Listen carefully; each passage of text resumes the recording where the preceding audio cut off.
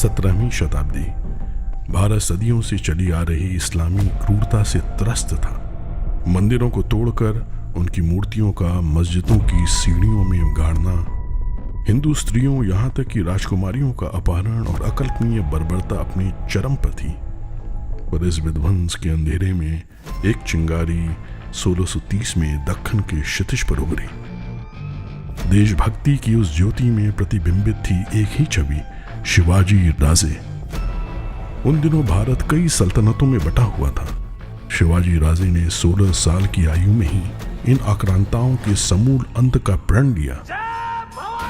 हिंदुओं से ऐसे प्रतिरोध की किसी ने कल्पना भी नहीं की थी। समय का पहिया घूम गया।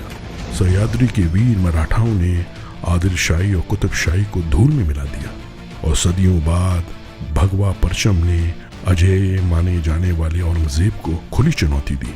हिंदू स्वराज्य की पुनर्स्थापना के लिए 6 जून 1674 को रायगढ़ किले में वैदिक पद्धति से शिवाजी राजे का भव्य राज्याभिषेक हुआ और वो छत्रपति शिवाजी महाराज कहलाए।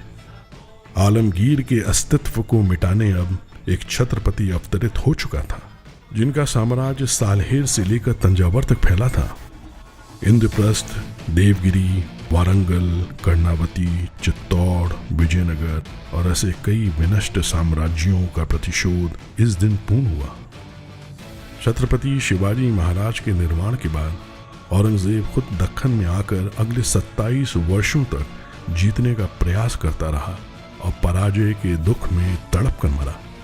मराठाओं की वीरता ने संपूर्ण भारत के खोए हुए आत्मविश्वास को जगा दिया था और इस्लामी आक्रमणकारियों को रौंदते हुए गौरवपूर्ण हिंदू साम्राज्य अटक तक जा पहुंचा। अगर छत्रपति शिवाजी महाराज न होते तो न मंदिर होते, न मूर्तियां होती, न हिंदू धर्म होता। भारत एक लिबरल देश नहीं बल्कि एक शरिया देश बन गया होता।